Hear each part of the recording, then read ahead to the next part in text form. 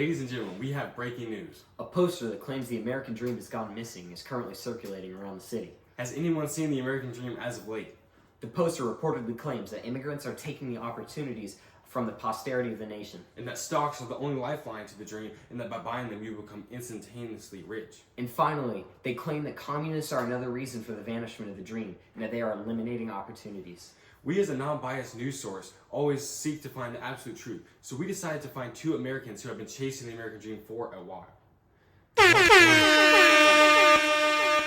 Hi, I'm here with John D. Rockefeller. How are you, John? Nice to meet you, sir. Yeah, it's a pleasure being on the show today. Yeah, we're happy to have you. All right, so I got a couple questions for you. All right, so we're going to start with the first one. Do you feel that immigrants are taking the opportunities from the prosperity of the nation? Oh my God. Immigrants, don't get me started on this. Immigrants are a leading cause for the American dream, and this is part of the reason I almost struggled on achieving it. Of course, I did, achieve the dream, but many often miss out on this opportunity because of immigrants. Immigrants are coming in, taking jobs they shouldn't be taking.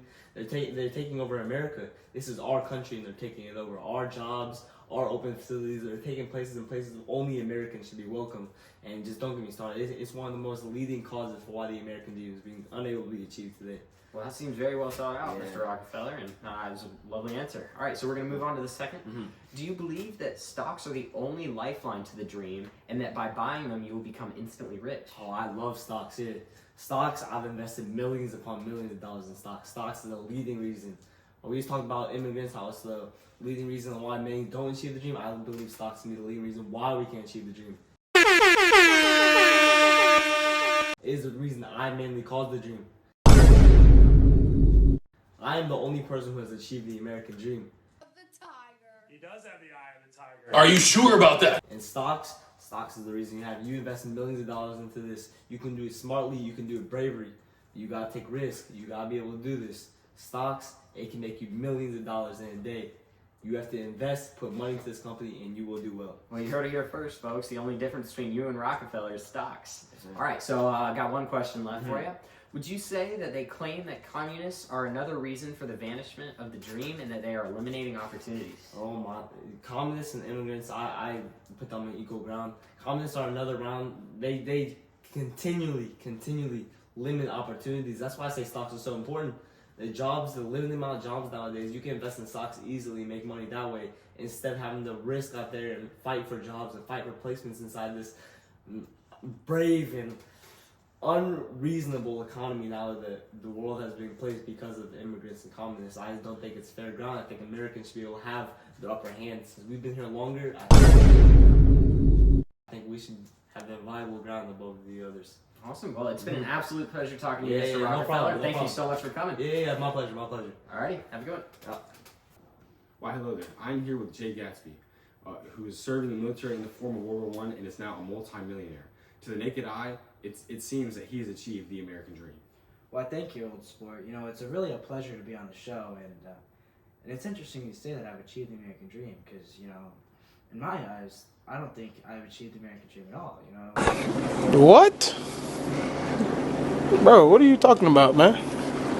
It might be true that, you know, I'm a millionaire, and I throw really extravagant parties every week at my house, but, you know, I'm really far from being happy. I see. And that's very interesting, and I'm going to have you elaborate on that more toward the end of the show after I ask you a few questions about the American dream, how you would obtain it, and your feelings toward it. Starting with how you feel about immigrants.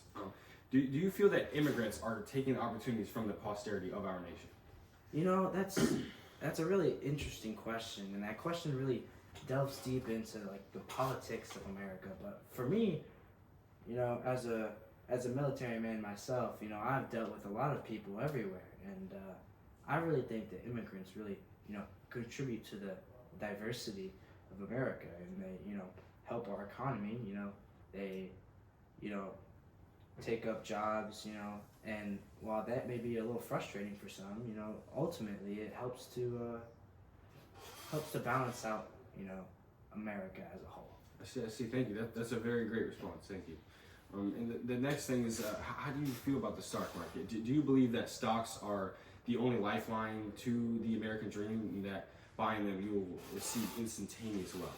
You know, that's also a really great question. You know, stocks are definitely one of the leading, you know, economy booms at the time. You know, everyone's buying stocks. They're renting out money to take stocks. You know, taking out loans from banks just to buy stocks. You know, it's really a great asset to the American economy. But it's not the only thing that America's focused on right now. You know, you got oil in Alaska over in Alaska. You got other places too that contribute to the oil.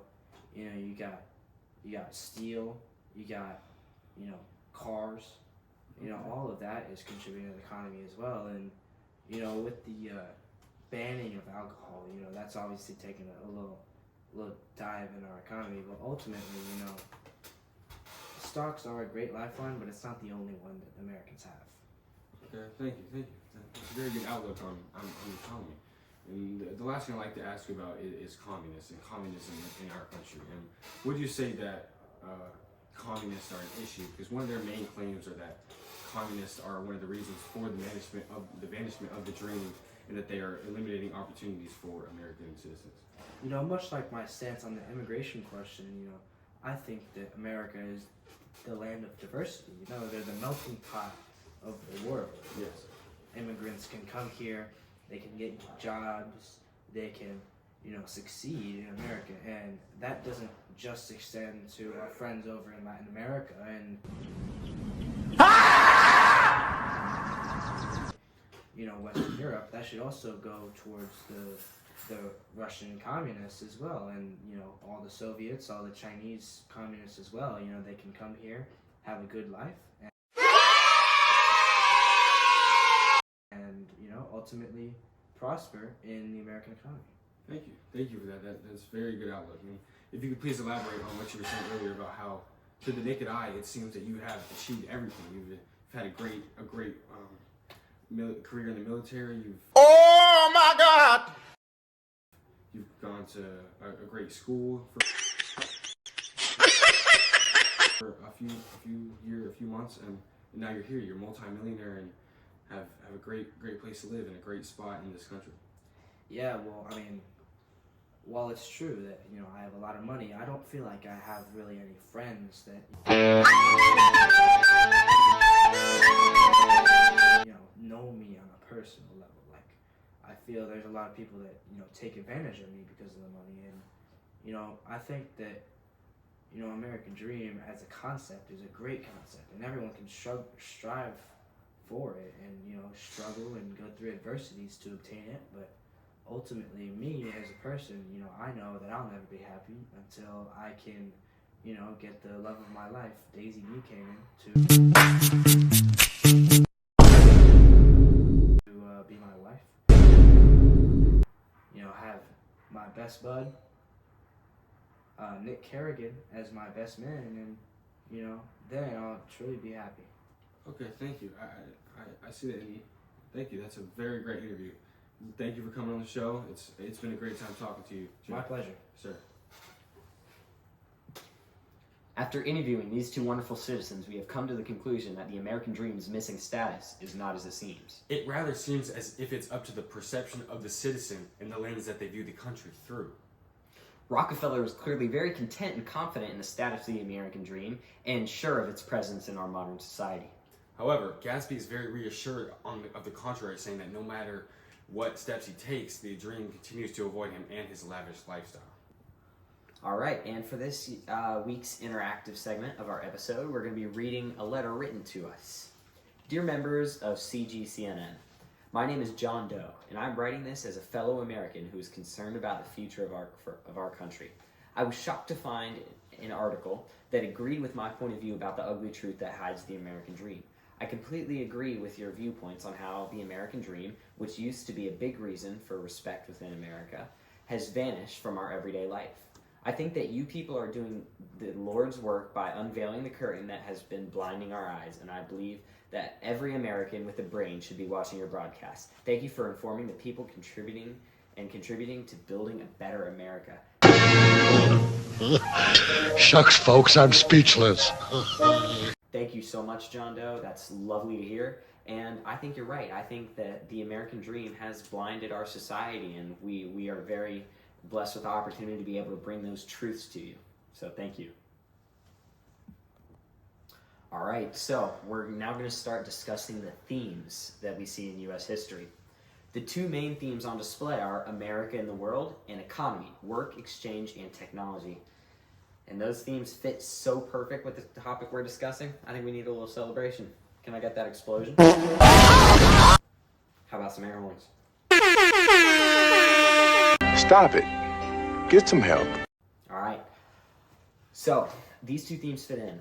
During the Roaring Twenties, America began defining itself as a world powerhouse. Following their limited but important involvement in World War II, the country as a whole began to flourish.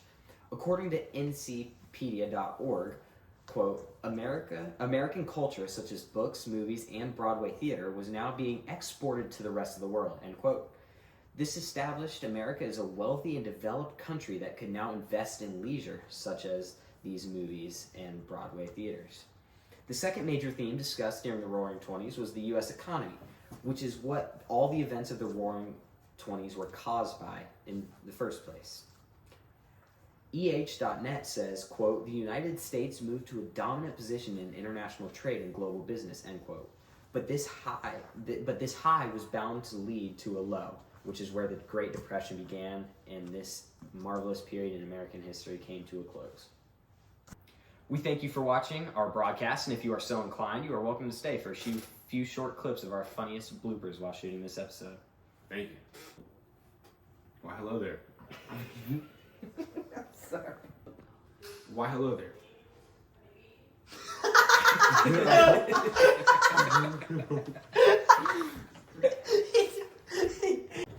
Why, hello there. I am here with Jay Gatsby, who served in the military in World War I and is now a multi-millionaire. It's great to have you on the show. Thank you. It's great to be here.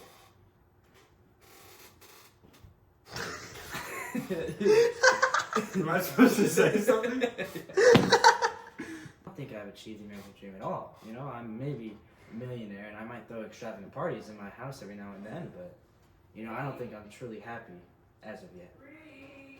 No, Miss Linda, I'm doing a project. Well, that's all for this week. Thanks for tuning in, and next week we'll be covering the Great Depression. See you next week.